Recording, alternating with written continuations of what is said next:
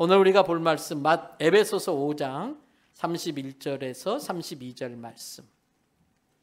신약성경 314쪽.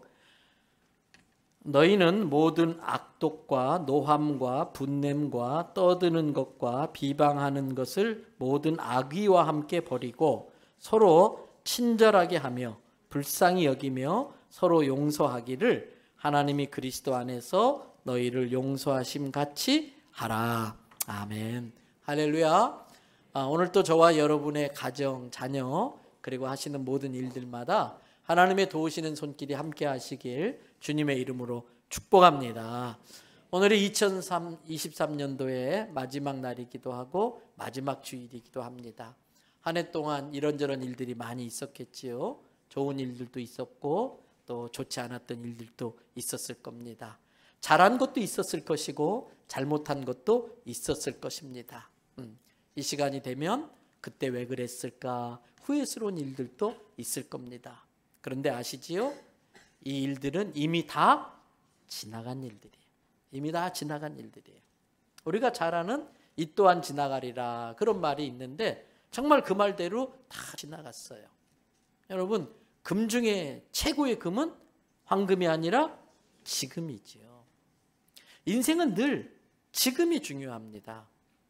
지나간 날 아쉬운 것들도 있겠지만 지금의 시간을 잘 사용해서 그것들을 다시 바로잡으면 됩니다. 지금의 시간을 잘 사용해서 지난날에 아쉬웠던 것들, 후회스러운 일들을 잘 마무리하면 됩니다. 그래서 오늘 설교의 제목이 뭐지요? 뭐 기분 나쁜 일 있으셨어요? 오늘 설교의 제목이 뭐예요? 마무리예요. 사람은 마무리, 끝맺음을 잘 하셔야 됩니다. 공공 화장실에 가면 붙어있는 글귀가 있지요. 누가 만든 카필라이트인지 참 잘 만든 거예요. 아주 단순하면서도 우리에게 임팩트를 줘요. 아름다운 사람은 머문 자리도 아름답습니다. 아름다운 사람은 머문 자리도 아름답습니다. 그렇습니다. 사람은 끝이 아름다워야 됩니다. 일을 마무리할 때도 사람과 헤어질 때도 끝맺음을 잘 해야 됩니다. 끝맺음을 잘하지 못하면 마치 뭔가 묵직한 게, 찜찜한 게 계속해서 우리를 따라다녀요. 그래서 옛날 속담에도 침 뱉고 돌아선 우물에 다시 찾아온다, 이런 속담이 있었어요. 화난다고 기분 나쁘다고 그 순간 침 탁 뱉어버리면 자기가 침 뱉은 우물을 다시 마실 날이 오게 된다는 거예요. 인생은 반드시. 제가 이 설교 준비하다가 이걸 딱 정확하게 속담을 치려고 인터넷 검색을 했는데 북한에도 이런 속담이 있더라고요. 근데 북한 사람들은 늘 그렇듯이 좀 표현이 극단적이잖아요. 북한의 속담은 뭐냐면 네가 똥 싼 우물에 다시 마시러 돌아온다. 네가 똥 싼 우물에 다시 마시러 온다. 이렇게 북한은 돼 있더라고요. 저는 오늘이 올해의 마지막 날이면서 마침 주일인 것이 참 감사하고 다행스럽게 생각합니다. 올해 몇 시간 남지 않았지만 지금 이 남은 시간을 올해 꼬인 것들을 풀고 잘 마무리하기에 충분한 시간이라고 생각하기 때문에 그렇습니다. 송구의 영신 예배 말 그대로 지나간 시간들을 잘 마무리해서 보내고 영신, 새로운 걸 환영하는 마음으로 2024년을 멋지게 출발하는 계기가 되는 송구 영신 예배가 될 줄 믿습니다. 성경에 나오는 인물들 중에는 마무리를 잘못한 사람들의 사례가 좀 나옵니다. 그 중에 한 사람이 하나님께서 이스라엘의 초대 왕으로 세우신 사울 왕입니다. 하나님의 택함을 받고 이스라엘의 초대 왕이 됐다는 건 얼마나 감사한 일입니까? 얼마나 영광스러운 일입니까? 그런데 아셔야 됩니다. 그거는 결과가 아니라 과정입니다. 기회입니다. 사울이 왕이 될 수 있었다는 것은 결과가 아니고 과정이고 기회입니다. 사울은 이 멋진 기회, 백성들을 잘 살 수 있도록 좋은 리더십을 발휘해서 하나님께 영광 돌릴 수 있는 이 기회를 얻은 거예요. 이 기회를 처음 얻었을 때는 사울이 굉장히 겸손한 모습을 보여줍니다. 사무엘상 9장 21절을 보세요. 사울이 대답하여 이르되 나는 이스라엘 지파에 뭐라고 그랬어요? 가장 작은 지파 출신입니다. 게다가 우리 집안은 가장 작은 베냐민 지파 안에서도 제일 미약한 가문입니다. 제가 어떻게 이러한 자리를 맡을 수 있습니까? 굉장히 겸손한 모습을 보여요. 그런데 시간이 점점 지나면서 그 겸손한 모습은 온데간데 없어집니다. 교만함으로 변질되어진 그 사울에게 하나님께서 사무엘 선지자를 통해 이렇게 말씀하세요. 사무엘상 15장 11절입니다. 내가 사울을 왕으로 세운 것을 뭐한다? 후회한다. 저에게 두려움이 있어요. 혹시라도 하나님께서 저를 목사로 총회장으로 세운 걸 후회하게 하시면 어떡하나 하는 두려움이 있어요. 저만 그런가요? 우리 창안한 대원들, 하나님께서 가운 입혀서 쓰신 것을 후회할 일이 없게 만드시기를 바랍니다. 교사도, 집사도, 장로도, 권사도, 남녀전도 회장, 구역장, 하나님이 세운 귀한 직분인 줄 믿습니다. 그런데 하나님이 그 헌신하는 모습을 보면서 후회하게 만들면 안 되지요. 왜 하나님이 사울을 왕으로 세운 걸 후회했을까요? 계속 말씀 띄워보세요. 사울이 돌이켜, 여러분, 세상을 향해 가느라고 하나님께 등 돌린 거예요. 세상을 향해 가느라고 하나님께 등 돌리고 돌려버리고 말았어요. 하나님을 따르지 아니하며 하나님의 명령을 행하지 않았기 때문에 하나님이 근심하셨다는 것입니다. 여러분, 후회하셨다는 거예요. 그리고 계속해서 그 말씀 뒤에 보세요. 사무엘이 뭐 했어요? 근심하여 온 밤을 여호와께 부르짖느니라. 여러분, 목회자는 성도들을 볼 때마다 아이고 할렐루야, 감사하네요, 하나님께서 그런 일을 하신 것을 정말 축하드립니다, 이런 말을 하게 해야지. 어떤 성도 생각하면 근심이 돼요. 밤새 울면서 기도하지 않을 수 없도록 하는 성도들이 있을 수도 있어요. 감사하게도 저희 교회 그런 성도들이 없는 게 저에겐 주님의 은혜인 줄로 믿습니다. 다 이걸 또 믿기도 하더라고요. 정말 그래요. 저는 우리 교회 성도들이 너무나 귀해요. 저로 하여금 밤잠 못 자면서 근심할 일이 없게 해주시는 것이 얼마나 감사한지 몰라요. 겸손해서 하나님의 택함을 받은 사울이 변질되어서 교만한 사람이 되고 말았어요. 때문에 우리가 늘 잊어서는 안 될 성경 구절 중에 하나가 잠언 16장 18절입니다. 지난주에도 소개해드렸어요. 다 외우시지요? 교만은 패망의 선봉이요, 거만한 마음은 넘어짐의 앞잡이다. 사람은 겸손한 마음으로 다른 사람의 말을 들으려고 해야 됩니다. 들으면 배울 것이 있습니다. 듣지 않으면 배우지 못합니다. 겸손히 다른 사람의 말을 듣고 배우고 깨달으면 성숙함으로 변화됩니다. 자신이 다 아는 줄 착각하면 안 됩니다. 자신이 제일 잘난 줄 스스로 속이면 안 됩니다. 남의 말을 들으려고 하지 않는 게 교만입니다. 남의 말을 듣지 않으면 무지함의 척경입니다. 무지함으로 깨닫지 못하면 발전이 없습니다. 진리가 있습니다. 고인물은 반드시 썩습니다. 사람도 고이면 결국 변질되고 맙니다. 때문에 사람은 겸손하게 듣고 깨닫고 성숙함으로 변화되어야지, 아집과 고집으로 들으려고 하지 않고 배우려고 하지 않고 교만 떨면은 결국은 변질돼서 쓸데없어서 버려지게 되는 거예요. 여러분, 사무엘 선지자가 사울 왕에게 마지막으로 한 말이 사무엘상 15장 22절에서 23절이에요. 사무엘이 이르되 여호와께서 번제와 다른 제사를 그의 목소리 청종 경청하여 순종하는 것을 좋아하심 같이 좋아할 것 같아요? 제사 드렸어요. 번제 드렸어요. 그런데 아무리 당시 제사를 지내고 번제를 드려도 우리식으로 표현한다면 예배를 드린다 할지라도 하나님의 말씀에 순종해서 말씀이 내 삶을 통해 드러나게 하지 않는다면 그 예배를 하나님이 기뻐 받으시겠느냐 이거예요. 그러면서 우리가 잘 아는 유명한 말이 그 뒤에 따라 나오지요. 순종이 제사보다 낫고 하나님의 말씀을 듣는 것이 제사 때 바치는 순양의 기름보다 낫다. 그러면서 23절 보세요. 하나님의 말씀을 하나님께 등 돌리고 하나님의 말씀을 거역하는 것은 마치 무슨 죄와 같다? 점치는 죄와 같다. 완전 고집불통으로 하나님의 말씀을 들으려고 하지 않는 건 사신우상, 죽은 우상에게 절하는 죄와 쌤쌤이다. 똑같다라는 거예요. 그럼 어떤 일이 벌어질까요? 왕이 여호와의 말씀을 버렸으므로 여호와께서도 왕을 버려 왕이 되지 못하게 하셨나이다. 하나님이 나를 버린 게 아니라 내가 먼저 말씀이신 하나님을 버렸기 때문에 하나님도 우리를 버린다는 거예요. 아무리 대단한 왕이라도요, 하나님이 버리면요 쓸모없는 인생이 됩니다. 아무리 보잘것없는 사람이라도 하나님이 딱 붙들어 쓰시면 가장 멋진 인생을 살 수 있는 것입니다.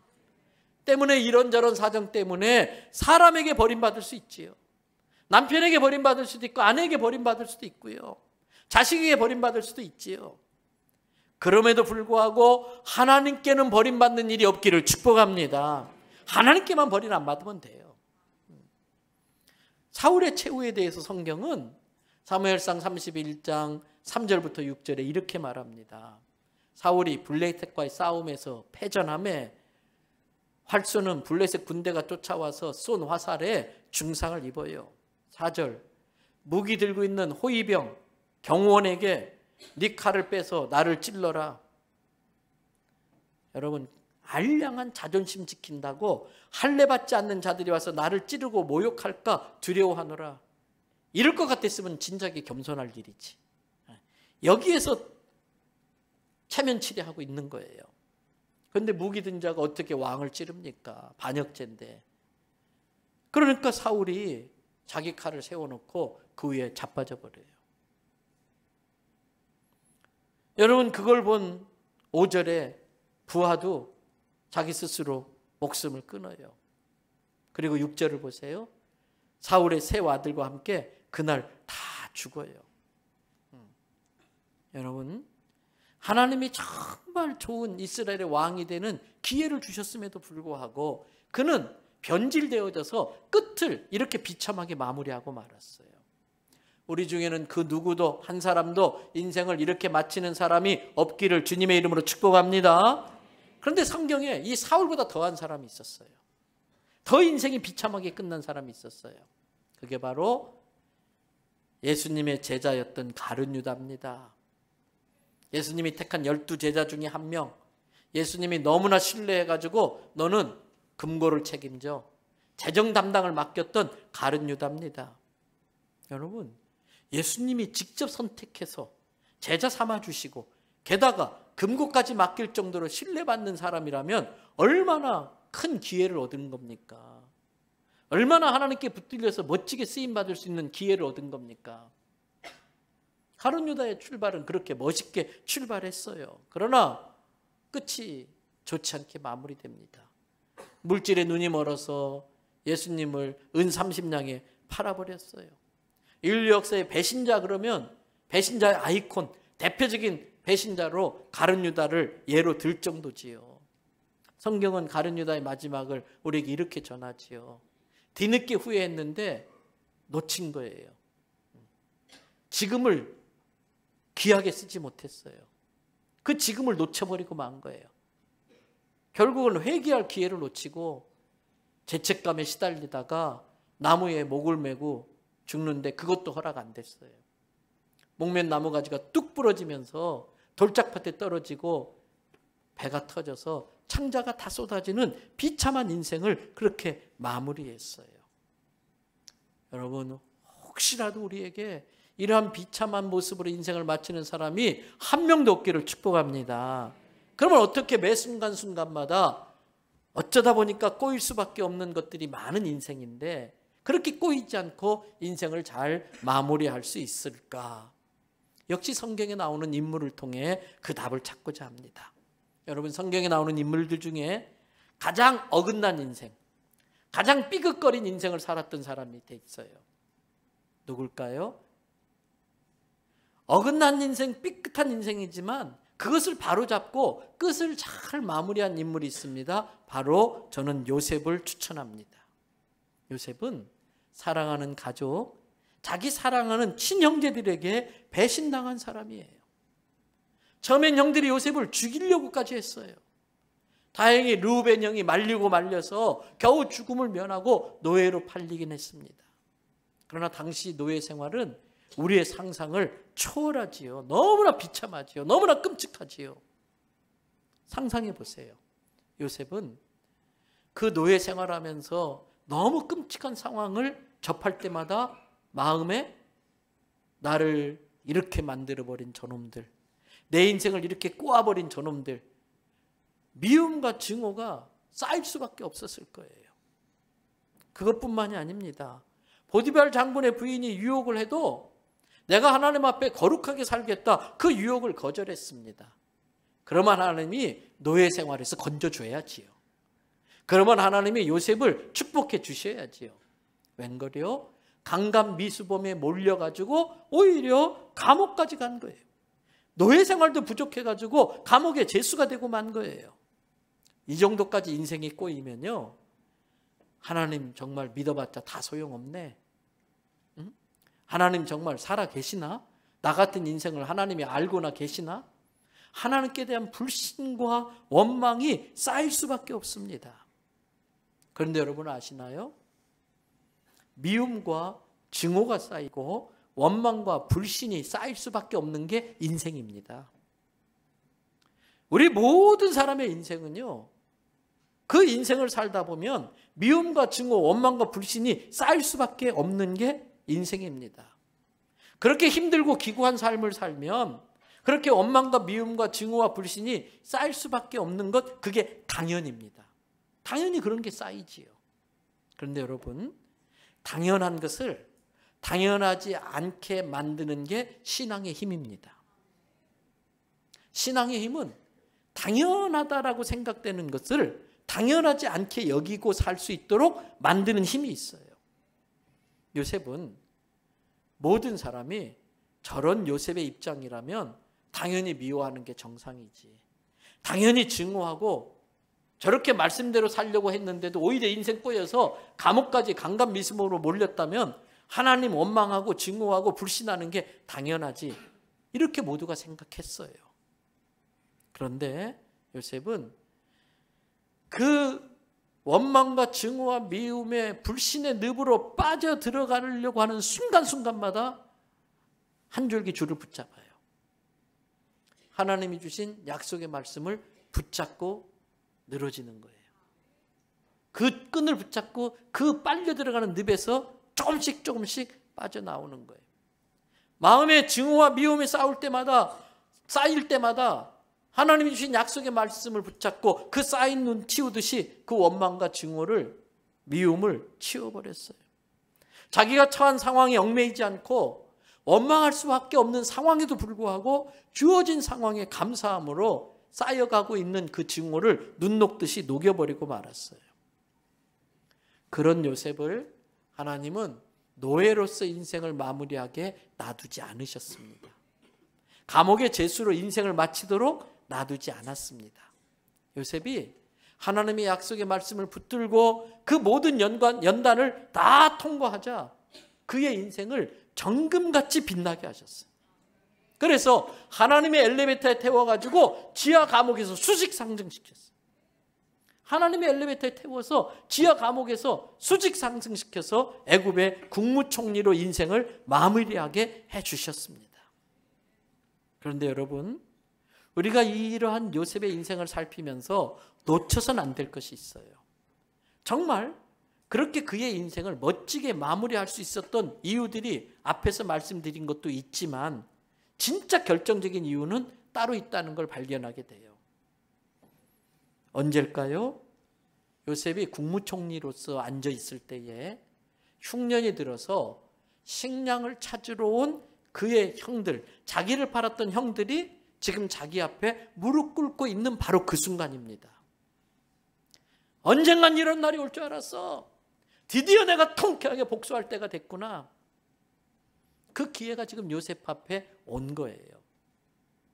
그런데 요셉은 복수하지 않습니다. 복수하지 않습니다. 성도 여러분, 복수하려는 마음은 성도로서는 품어서는 안 될 마음입니다. 두고 보자 벼르는 마음은 삼킬 자를 호시탐탐 노리는 사탄의 마음과 다를 바가 없습니다. 두고 보자 벼르는 마음은 내 마음을 사탄의 놀이터로 내주는 것과 똑같습니다. 미움과 증오는요, 품을수록 커져요. 미움과 증오는요, 자꾸 만지작거릴수록 점점 더 불어나요. 이건 빨리 쓸어버려야 돼. 빨리 치워버려야 돼. 그걸 계속 품고 있으면 결국 액션이 됩니다. 마음에 있었던 것들이 행동으로 나타나는 것입니다. 요셉은 자기 앞에 벌벌 떨고 있는 그 형들을 바라보는데 감정이 북받쳐서 지난날 그 노예로 팔리고 그 고생하고 했던 게 막 주마등처럼 지나가는 거예요. 영화 보듯이 스크린처럼 쫙 지나가는 거예요. 막 감정이 북받치는데 자기의 신분을 더 이상 감출 수 없게 되자 형들에게 자기 신분을 밝히는 내용이 창세기 45장에 나와요. 그 중에서 45장 4절 5절을 한번 보겠습니다. 요셉이 형들에게 이르되 내게로 가까이 와서 내 얼굴 좀 한번 보세요. 그때까지 감히 얼굴도 들지 못하고 고개를 쪼아리고 있던 그 형들이 그 국무총리의 엄한 명령에 마지못해 고개를 들고 요셉을 바라보는 순간 기절초풍을 하는 거예요. 악 소리 지르고 뒤로 나자빠진 거예요. 자기들이 팔아버린 요셉이 그 자리에 앉아 있는 거잖아요. 그렇게 기절초풍하면서 벌벌 떨고 있는 그 형들에게 요셉이 해준 이야기가 5절이에요. 같이 한번 읽어보실까요? 당신들이 나를 이곳에 팔았다고 해서 근심하지 마소서, 한탄하지 마소서. 하나님이 생명을 구원하시려고 나를 당신들보다 먼저 보내셨나이다. 말씀 그대로 띄워놓으세요. 자기에게 못 쓸 짓을 한 사람들이 근심할 상황에 처했어요. 아이고 고소해라. 언젠간 내가 이런 날이 올 줄 알았어. 아이고 잘됐다. 더 한번 너네들 한번 고생해봐라. 이렇게 해야 되는데 그게 당연이잖아요. 신앙은 그 당연을 당연하지 않게 바꾸는 능력이 있는 거예요. 요셉은 비상식적인 행동을 합니다. 정말 복수할 수 있는 기회가 왔는데도 당신들이 한 짓 때문에 근심할 수밖에 없겠지만 근심 안 해도 됩니다. 한탄하지 마소서. 당신들이 지난날에 한 일을 우리가 왜 그런 짓을 했을까 한탄할 수 있는데 더 이상 한탄하지 않아도 됩니다. 그 이유를 설명합니다.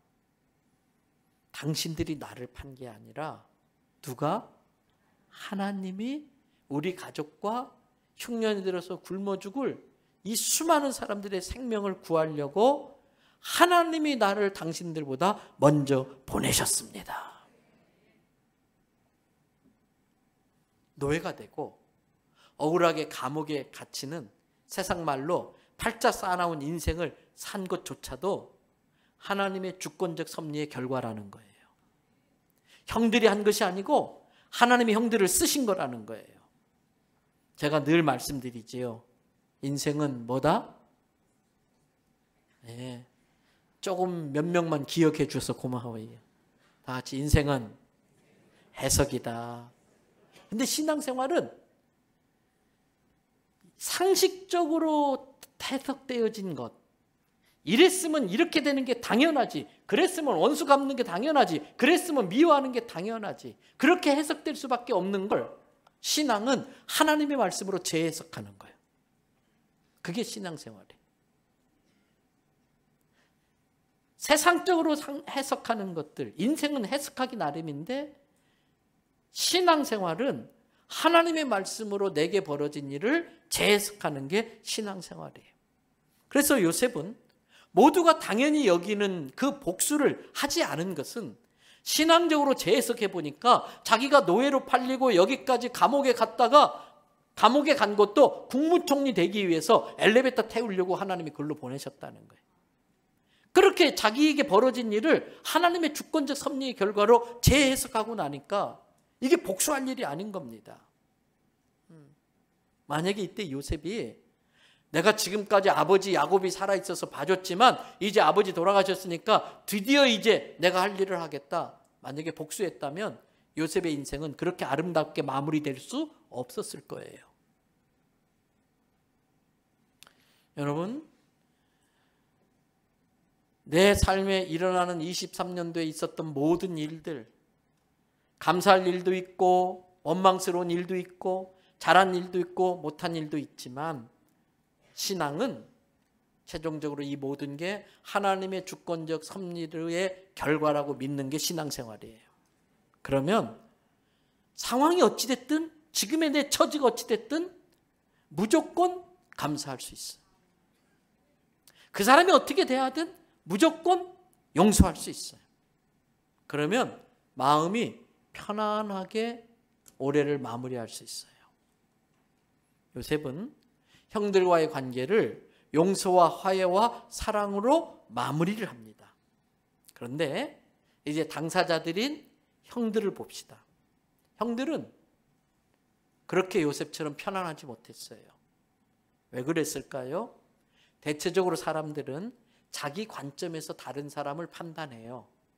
내가 그러니까 저 사람도 그럴 거야, 이렇게 생각하는 게 우리 모두의 일반적인 경향이에요. 때문에 요셉의 형들은 자기들이 요셉의 입장이 됐으면 절대 용서 안 했을 거예요. 자기들이 요셉의 입장이 됐으면 반드시 복수했을 거라고 생각하며 사는 사람들이에요.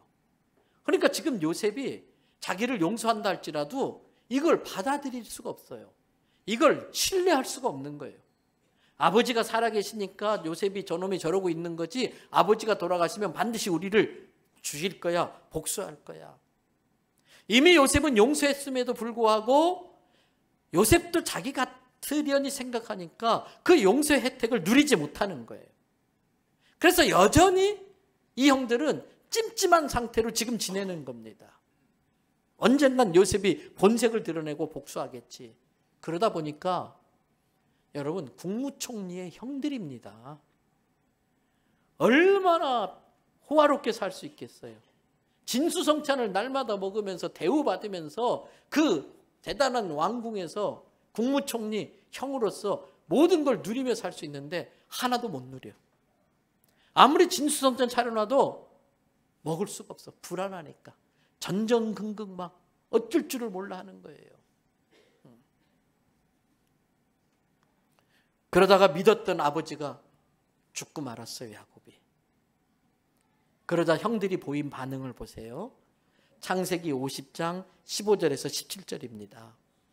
요셉의 형제들이 그들의 아버지가 죽었음을 보고 말하되, 아이고 드디어 올 날이 왔구나. 드디어 올 날이 왔구나.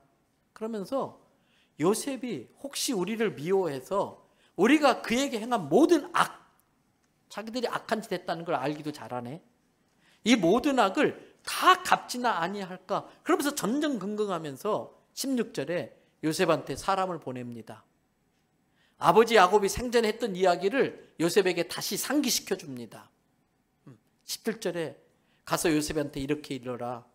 내 형들이 내게 비록 못쓸 짓을 했다 할지라도 이제 바라건대, 야곱이 한 이야기예요, 요셉에게. 이제 바라건대 그들의 허물과 죄를 아버지가 용서하라고 하셨으니 당신 아버지의 하나님의 종들인 우리, 이럴 때만 기가 막히게 울고 먹어요. 당신 아버지의 하나님의 종들인 우리 죄를 이제 용서하소서. 그런데 참 이상한 건요, 그 말을 전해 들은 요셉이 맨 끝에 어떻게 했어요? 울어요. 막 울어요. 서름의 북파처럼 막 울어요. 왜 울었을까? 왜 울었을까? 요셉이 생각한 거예요. 내가 형들에게 신뢰를 주지 못했구나. 그동안 형들이 얼마나 불안에 떨며 살았을까? 내가 형들을 더 잘해 주었으면 형들의 마음이 더 편안하고 안심할 수 있었을 텐데 너무 죄송하고 너무 미안한 거예요. 이게 성도의 자세예요. 요셉은 할 만큼 다 했음에도 불구하고 형들이 저렇게 불안에 떠는 모습을 보면서 내가 좀 더 잘해줄 걸. 나 때문에 저렇게 불안하며 살았구나. 그래서 울었던 거예요. 18절에 보니까 요셉의 형들이 요셉에게 찾아와서 우리는 당신의 종들입니다. 쉽게 말하면 처분만 바랍니다. 목숨만 살려주세요. 그렇게 이야기해요. 그런 형들에게 요셉이 이렇게 말합니다. 창세기 50장 19절에서 21절 보세요. 19절 다 같이 있습니다. 요셉이 그들에게 이르되 두려워하지 마소서 내가 하나님을 대신하리이까. 굉장히 중요한 말이에요. 내가 하나님을 대신하겠습니까? 제일 위험한 일이 하나님의 역할을 대신하려고 하는 거예요. 제일 무서운 것이 하나님의 노릇을 대신하려고 그래요. 그래서 자칫 잘못하면은 내가 하나님을 대신해서 누군가를 자꾸 정죄하려고 그래요. 정죄는 정죄받을 일이 없는 하나님만 할 수 있는 일인데 자기가 저 사람보다 조금 더 낫다고 스스로 착각해가지고 다른 사람을 자꾸 하나님의 이름을 빌려서 정죄하려고 그래요. 큰일 납니다. 절대 그러면 안 돼요. 조심해야 돼요. 하나님의 역할을 가로채는 것처럼 무서운 일이 없어요. 특별히 젊은 부모님들에게 말씀드려요. 부모로서 좀 능력이 있다고 해가지고 자녀들의 인생에 함부로 개입하시면 안 됩니다. 내 자녀인 건 맞습니다만 내 자녀이기 이전에 하나님의 자녀입니다. 그러면 내 자녀를 향한 하나님의 마스터 플랜, 내 자녀를 향한 하나님의 빅피처, 큰 그림이 있다는 걸 믿음의 눈으로 볼 줄 알아야 돼요. 자기가 좀 능력 있다고 해서 어설프게 자녀들의 인생에 끼어들어서 하나님의 마스터 플랜을 그르치게 만들면 안 되는 겁니다. 방해해서는 안 되는 겁니다. 그렇기 때문에 자녀들의 인생이 꼬우는 경우들이 있어요. 능력도 안 되면서 본인이 하나님 줄 알고 자녀들의 인생에 개입해가지고 자녀들의 인생을 꼬이게 만들어요. 그래서 자녀들이 꼬인 인생 풀고 오느라고 빙 돌아서 고생하는 경우들이 종종 있어요. 요셉은 그걸 안 거예요. 내가 어떻게 하나님을 대신합니까? 그리고 20절 보세요. 당신들은 나를 해치려고 했지만 그 다음 뭐라고 되어 있어요? 하나님은 그것을 선으로 바꾸사. 따라합시다. 하나님은 나의 실수를 선하게 활용하시고 악한 자의 악행을 합력하여 선을 이루어 유익하게 만드신다. 우리는 미완성이라고 그랬잖아요. 요즘 수요일마다 계속 그 이야기 강조하잖아요. 우리 또 한번 같이 실습해 볼까요? 옆 사람 보시고 제가 현재 공사 중입니다. 불편을 드려 죄송합니다. 알아서 적당히 피해 가시기 바랍니다. 저도 마찬가지입니다. 불편하게 해드려서 죄송합니다. 우리는 서로 미완성이고 서로 공사 중이라 상대를 힘들게 할 수 있어요. 심지어는 아주 악해가지고 나에게 악한 일을 하는 사람들도 있어요. 근데 그 하나님 다 보고 계세요. 다 알고 계시고요. 다 듣고 계세요. 그래서 하나님은 악한 자의 악행까지도 나에게 유용하게 바꾸시는 능력이 있으신 분이에요. 전에도 한번 말씀드렸어요. 여러분 미켈란젤로의 손에 망치와 끌이 들려 있어요. 정이 들려 있어요. 그 순간 어떤 돌멩이 하나 놓고 빵빵 때리면요. 정말 쓸데없는 돌도요. 좀 시간이 지나면 값을 계산할 수 없는 멋진 걸작품으로 예술품이 태어나요. 여러분 그 돌은 깨지고 떨어져 나가는 순간이 아프지만 그것만 잘 견뎌내면 멋진 작품이 되긴 하는데 그 과정 속에 그 돌을 깨느라고 얻어 터졌던 그 정은 무슨 잘못이래요? 뭐 얻어 터지는 거예요. 남편이 나를 명품으로 만드는 끌이에요. 여자들 왜 이렇게 고소해요?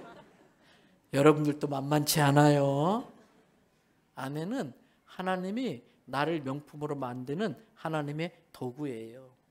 미성숙한 시어머니, 미성숙한 며느리, 우리 서로 공사 중이고 서로 하나님이 우리를 작품으로 만드는 과정 속에 하나님의 도구로 쓰임받는 거예요. 우리 옆에 분에게 그동안 저를 만들어 주느라고 수고하셨습니다. 덕분에 명품이 되어가고 있습니다. 요셉이 고백합니다. 하나님은 그것을 선으로 바꾸사. 그 다음 21절 보세요. 그러므로 이 모든 게 당신들이 나를 판 게 아니라 많은 생명을 살리려고 하나님이 나를 보내신 거니까 이제부터 당신들은 뭐 하지 말아라? 두려워하지 말아라. 내가 당신들과 당신의 자녀들을 기르겠다. 그리고 간곡한 말로 뭐 하더라? 위로하. 이게 성도들이 할 일이에요. 많은 사람들이 믿음이 없기 때문에 인생 자체가 두려움이에요. 겉으로는 멀쩡한 것 같고 당당한 것 같지만 그 마음엔 다 불안과 염려가 있어요. 그들을 찾아가는 거예요. 내가 만난 예수님, 내 인생의 모든 두려움의 원인들을 지고 계시는 그 하나님을 그들에게 소개해 주면서 당신의 인생도 하나님의 주권과 섭리 가운데 있습니다. 당신이 설령 한탄스러운 짓을 했다 할지라도 그것을 인해서 더 이상 후회하거나 두려워하지 마십시오. 하나님이 이렇게 선하게 만드셨지 않습니까? 다른 사람의 두려움을 거두어주는 삶을 사시기 바랍니다. 그리고 내가 할 수만 있다면 내 능력 안에서 당신의 자녀들을 기르겠습니다. 남의 짐을 나누어 주는 거, 남의 짐을 나누어지는 거, 남편과 아내의 짐을 나누어지고 어렵게 사는 다른 성도들의 힘든 짐을 같이 나누어지는 거, 이게 성도의 삶이에요. 그리고 하나님이 우리에게 주신 돈 안 들고 큰 효과를 볼 수 있는 도구를 주셨잖아요. 간곡한 말. 간곡한 말로 위로하고 격려하고 칭찬하고 축복하시기 바랍니다. 그것만 잘해도 웬만하게 꼬인 문제들은 잘 풀려요. 꼬임의 시작은 무례한 말, 생각 없이 내뱉은 말, 자기가 옳다고 확신하는 교만한 말, 이것 때문에 꼬였기 때문에 간곡한 말로 시작하면은 그게 풀리면서 내 말이 누군가를 위로하는 주의 도구가 된다는 걸 깨달으시기 바랍니다. 이제 말씀 마칩니다. 인류 역사상 가장 숭고하고 가장 아름다운 명장면이 하나 있습니다. 혹시 그게 뭔지 아십니까? 인류 역사상 가장 아름답고 가장 숭고한 명장면. 예수님의 십자가 죽음의 장면이에요. 그 장면이 명장면이 될 수 있었던 이유가 누가복음 23장 34절에 나와요. 같이 읽어보시겠습니다. 이에 예수께서 이르시되 아버지 저들을 사하여 주옵소서 자기들이 하는 것을 알지 못함이니이다 하시더라. 예수님은 자기 인생을 자기를 못 박아 죽이는 그 로마 병정과 자기를 팔아버린 십자가에 못 박혀 죽도록 팔아버린 제사장 바리새인들을 용서함으로 인생을 마무리하셨어요.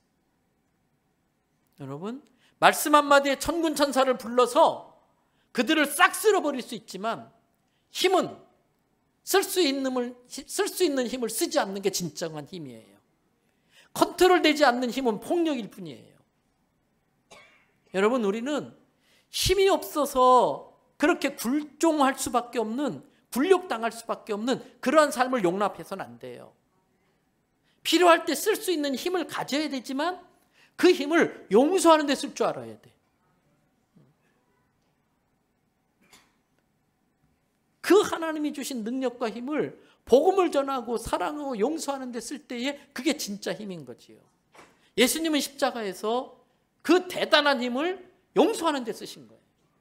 그러면서 자기의 이 땅의 삶을 멋지게 마무리했어요. 살다 보면 서로의 미숙함 때문에 관계가 꼬일 수 있습니다. 그런데 여러분, 꼬인 것이 더 이상 내 인생을 조여오도록 꼬인 상태로 놔두시면 안 됩니다. 그러면 질식해 죽습니다. 늦기 전에 지금 그 꼬인 걸 잘 풀어내십시오. 그리고 다시 제대로 매듭 짓고 마무리하셔야 됩니다. 올해를 사울처럼 교만과 고집으로 마무리하는 일이 없기를 바랍니다. 가룟 유다처럼 탐욕으로 이미 주어진 행복마저 놓쳐버리는 어리석은 자가 되지 마시기를 바랍니다. 올해를 원망으로 마무리하지 마십시오.